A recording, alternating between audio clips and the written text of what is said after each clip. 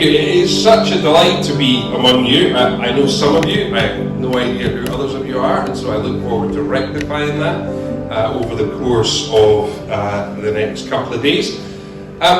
We are here as a family, and Karin and I in particular have a real sense that we're blessed to be, Zoe feels blessed to be here too, but we feel really blessed to be among you and just be able to hang out with you and have fun with you this weekend. But we have a sense that we're here to serve you too. And that's not just when we stand up front and say things, but over the course of the whole weekend. So if at any time you would like us to pray for you, or if you want to chat about something, or you've got questions about some nonsense that I've said, then please take your time to come and talk to us. We would absolutely love to do that and want to invest in you guys over the course of the next couple of days.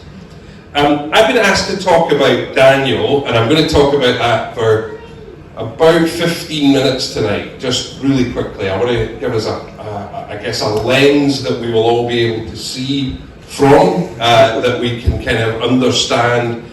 Colin's had enough, you put Disney Plus on already. Yeah, that's garbage. Get that one. I want to give us a lens that will to kind of bring us all to the same point that we are at when we're starting to look at that over the course of the weekend. But before I get there, I have this dual role where I have a privilege of leading the church in Portobello, and I also have this role with the Baptist Union where we're looking at church planting and replanting and revitalisation and thinking about what does it look like for the church in Scotland, particularly the Baptist Church, to develop over the next 5 to 10 years. And just as Martin was saying or praying there, I absolutely speak about you guys quite a bit, because one of the real challenges we face is a lack of imagination. That it's hard often being the church in Scotland, and the idea that churches should be planting. There's this thing that happens where they're always saying, well, if we were just 25% bigger, then maybe we could plant a church and it would be sustainable and healthy. And I say, no, you've got to do it now. And they say, oh, but where is there a healthy church? Well, let me tell you about these guys I know in Kintore. And so we talk of you often, and you are a real blessing, whether you know it or not, to the wider church in Scotland, because the ability for people to look and see, oh, it works, and it connects with the local community, and people come to faith, and there's life in that local community, is really, really significant. So thank you for what you're doing, and we're excited to track along with you. And I think there's going to be 2 other church plants in Aberdeen in the next 12 to 18 months from Baptist churches, and I think we're going to have 9 across Scotland by the end of 2024, which is awesome, absolutely amazing, and you're part of that, so thank you. Now, you didn't ask me to come here to talk about that. We're here to talk about Daniel, and specifically we're going to think about how it is that we are going to do this. So quick round the room. Think about out of 10, how much do you know about the book of Daniel, right? Is there anyone in here who thinks, yeah, I'm a 10 out of 10? Now, let's be honest, this is my way of making sure there's no Old Testament professors from Aberdeen University in the room, right? So that's okay, right, we're good. Any 9s? An 8? 7? 6?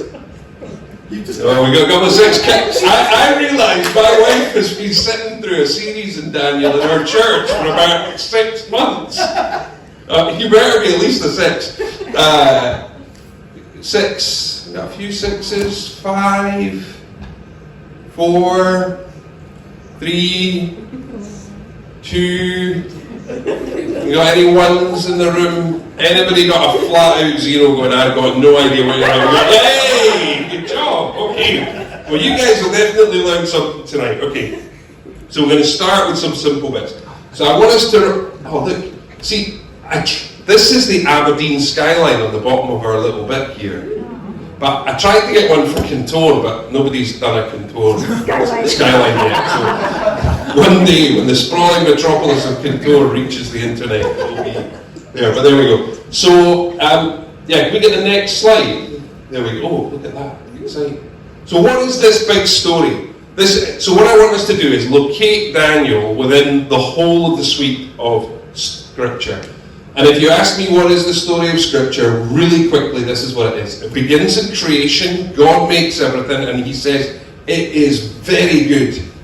Like a Mr. Kipling cake. It is exceedingly good. That's the language that he uses. And then, of course, we get the fall. Adam and Eve, they eat from the tree, and there's brokenness, and they're separated from God.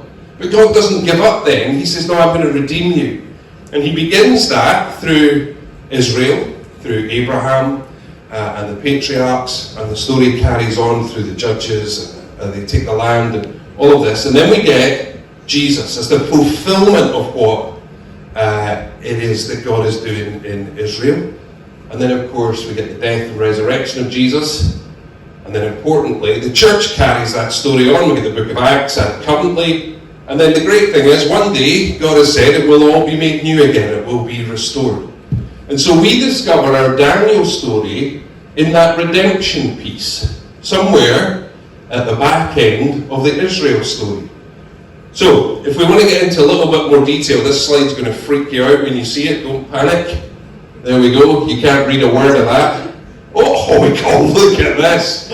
So this is the whole story of the Old Testament in one slide. A bit more detail than I just went through. So we get creation, the call of Abraham, Exodus, the entry into the promised land. They take the promised land, they complete the conquest, then they have the judges, and then they say, judges, no, we want a king like all the other kingdoms. And they get a king, they start with Saul, and then we get David. And then it all goes Pete Tong, and they divide Israel into two. And so we get the northern kingdom, unhelpfully known as Israel, because now we're going to get confused, but the northern kingdom is known as Israel, and the southern kingdom is known as Judah. Much smaller, but it contains Jerusalem. And then what happens is there's a series of really rubbish kings. And in the northern kingdom, they get judged. And you can see at the bottom here, see if you go back just a little bit there, we've got all, at the bottom, we've got all these prophets who are prophesying variously to the northern or the southern kingdom, saying, God is going to come and judge you for all your terrible sin. And the Israelites go, oh, right, I guess we'll just see about that then. And what happens is that the northern kingdom, the Assyrian people come and they defeat the northern kingdom and carry them off into captivity, and largely they're never heard of again. That's it. Gone. The southern kingdom carries on a little bit longer. God warns them, particularly through Habakkuk, would be one of the ones. He says, if you don't sort yourselves out, what I'm going to do is I'm going to bring these evil people, the Babylonians, and they're going to come and they're going to conquer you and carry you off into exile. And they go, well, maybe. And that's exactly what happens. They get carried off into exile. And that is where the book of Daniel begins. Right there. That's where it takes place in the biblical story. Right at that point. The southern kingdom's been captured. We'll do a little bit more detail, but you guys don't need to worry about that. Just know that the big bad men came and they captured Jerusalem and they carted everybody off to Babylonia. And that is where we find Daniel as one of the people for whom that happens. That will make perfect sense? Yeah. At least we've got yeses from the front here. We're doing good. Excellent. Okay. So, couple more things about Daniel. In the book of Daniel, in the Christian Bible, it's located among the prophets. So you'll find it among the prophets. So they can divide the Bible up sometimes into the writings, the history, and the prophets. And it is found in the Christian Bible among the prophets. However, in the Jewish scriptures, it's among the wisdom books, like the book of Proverbs, for example. So Daniel is seen as a wisdom book. And actually, that's how we're going to treat it this weekend. We're going to look at it as a wisdom book. What does it teach us about how to live well? Or the language I'm going to use all weekend is, how do we live the good life that God might have for us? Which I think is the purpose of wisdom literature in the Bible. And so it includes prophecy, and it includes history, and it includes some language that we call apocalyptic. For the kids at the front, it's a bit like Harry Potter writing. Imaginary stuff. It's exactly like that. The last part of it is written exactly like that. And if your parents don't let you read Harry Potter, I'm really sorry, you can deal with them later. So that chronologically, just when do these things happen? The events occur at the end of the book of Kings, as we just said, in 605 BC, roughly. They've been led out of Egypt under Moses. God's people entered the promised land, and they've had their kings. And then we get Solomon, who wrote Wisdom and Proverbs.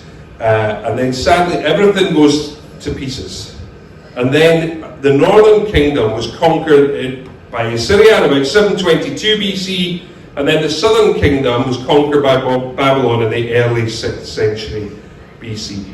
And then now we find ourselves in the story of Daniel. Daniel was somebody from the upper echelons of Israelite society, and so along with most of the people from that kind of realm of society, they were taken to Babylon, and a guy called Zedekiah was left as basically a puppet king. So how is the book structured? I think this might be our next slide.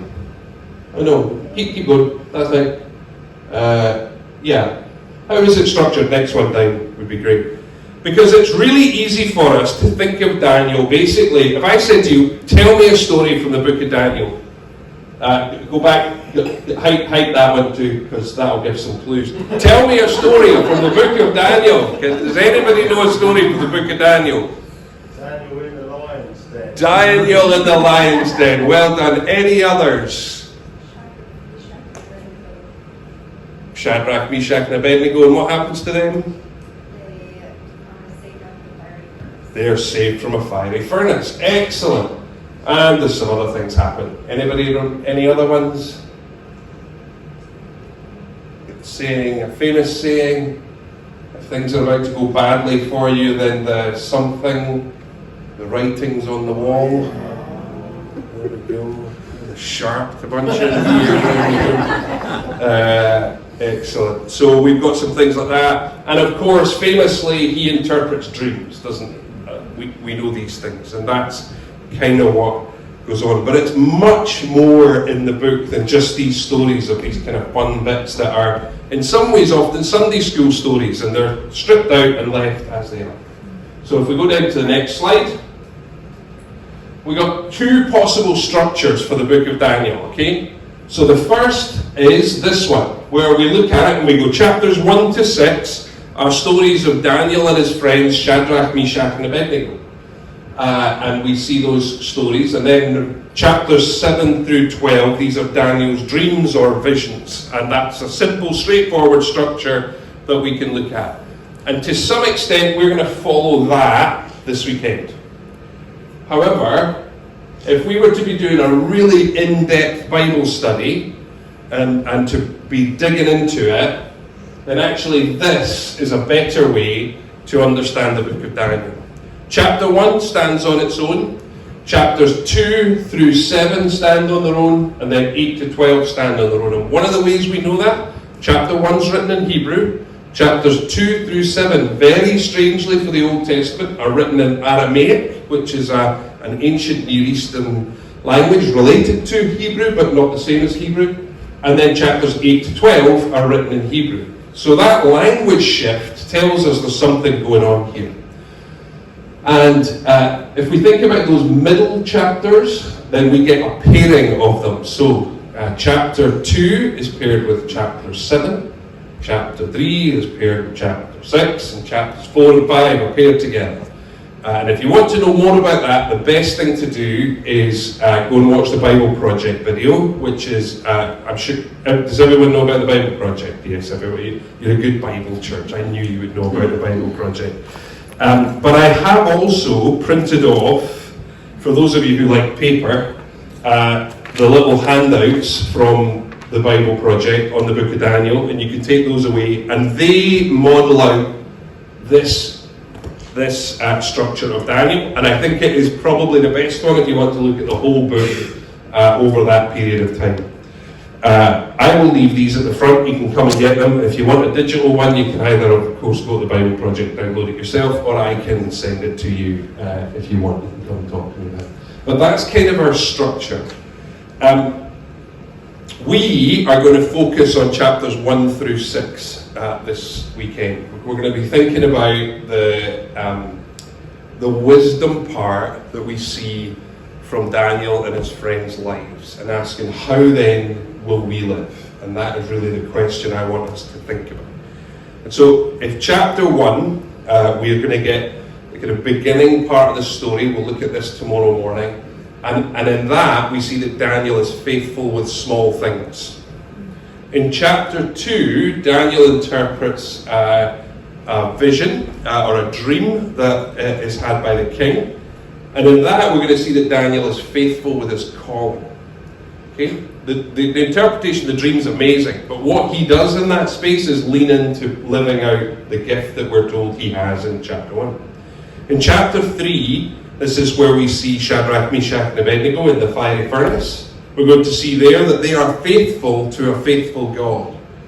In chapter 4, we see Daniel having to bring to Nebuchadnezzar a really hard word, and Daniel is faithful with the message that God gives him. In chapter 5, we're going to see Daniel much nearer the end of his life, and we're going to see him having to do basically the same thing again. And it's about faithfulness in the long haul, when you have to just keep doing the same thing over and over again. And then in chapter 6, we're going to see that you have to be faithful in all circumstances, and this is when we see Daniel in the lion's den, and we'll look at that tomorrow evening. I've loads more to say. I think I'll actually do most of that tomorrow morning. Do I have another slide up there? I don't think I do. No, that's it. We'll stop there.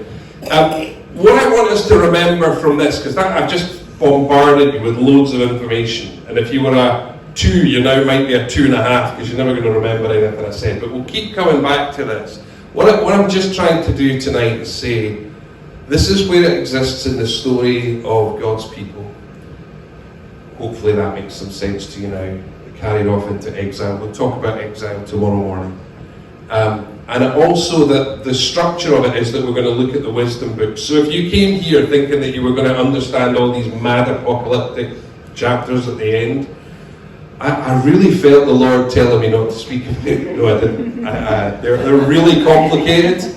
They're really complicated. I'd be delighted to sit and have a coffee with you at some point over the course of the weekend and chat with what I understand those to be.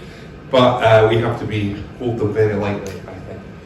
But the first 6 chapters, I'm convinced, have much to say to us about how we live well as Christians in Scotland in the 21st century. And we will spend our days, in the next couple of days, looking at that and being encouraged by that, I hope.